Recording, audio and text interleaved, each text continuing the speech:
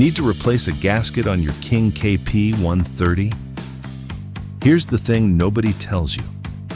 This stove has 7 of them, and the manual keys every single one on its own parts diagram. But that is not why you are here. You are here because something else went wrong. A lazy orange flame, a fire that keeps going out, a stove that will not light at all. Open the manual's troubleshooting pages, and all 3 of those, 3 completely different complaints, end at the same line. Make sure the viewing door is sealed properly, and if it is not, replace the door gaskets. A leaking gasket does not show up as a gasket problem. It shows up as 3 other problems. So let us find all 7, work out which one is leaking, and get the numbers right. Step 1. Same as always. Shut the stove down on power and let it finish its cool down cycle.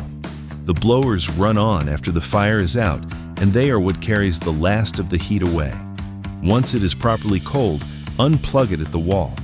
Gaskets sit against surfaces that were recently several hundred degrees, and every one of these checks wants your bare hands on them.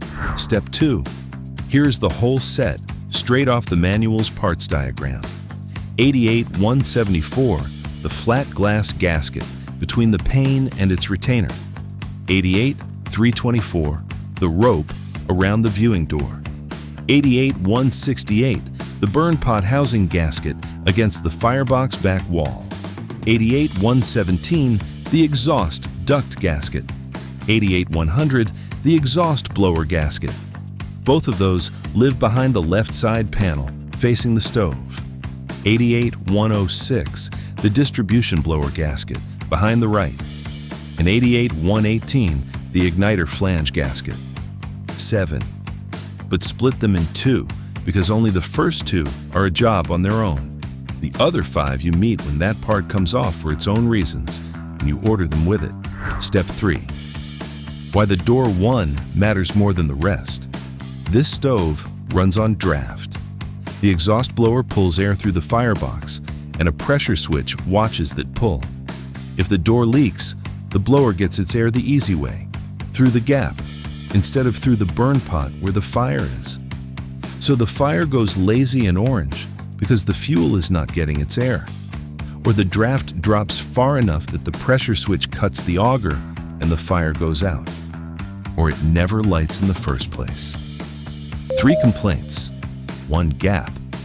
And the manual lists that same fix under all 3. Step 4. Inspecting it, and the manual gives you 3 words for what you are looking for. Frayed, broken, compacted. Frayed is the rope going furry and shedding fibers. Broken is a split or a section that has come unstuck from its channel. Compacted is the one people miss. The rope is still all there, still in one piece, but it has been squashed flat and hard, and it has stopped springing back. That one seals nothing, and it looks completely fine. Run your fingers all the way around. You are feeling for a section that does not push back like the rest of it. Step 5. The 2 you can actually do. The rope is 88-324. It is bedded in high-temperature silicone, so it peels off rather than lifting, and it goes back the same way. One warning on ordering it.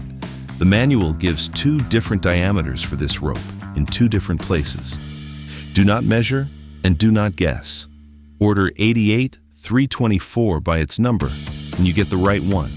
The flat one is 88-174, and that lives between the glass and its retainer. So you meet it when you change the pane. It has to run the full perimeter of the glass edge all the way around, no gaps. Step 6. The other 5, and the rule for all of them is the same. You do not go after these on their own. You order them with the part they belong to. Pull the exhaust blower, and you want 88-100 and 88-117 in the box before you start, because that plate is not going back on properly without a fresh gasket. Same with the room blower in 88-106. Same with the burn pot housing in 88-168 and the igniter flange in 88-118. A gasket costs a few dollars. Doing that job twice costs you an afternoon. Test it. 3 things. 1. Close the door and look at the seal line all the way round, even everywhere, nothing pinched, nothing standing proud. 2. Light it and let it run. If the door was your leak, this is where it stops cutting out on you. The manual notes that leaving the door open even 30 seconds is enough to trip the pressure switch and throw an E2, so a stove that now starts and stays lit is your seal proving itself. 3. Look at the flame. Bright and lively as a fire getting its air. Lazy and orange means it still is not. Pass all of these, and this repair is finished. Still not right? Work it in this order. Which rope do I order?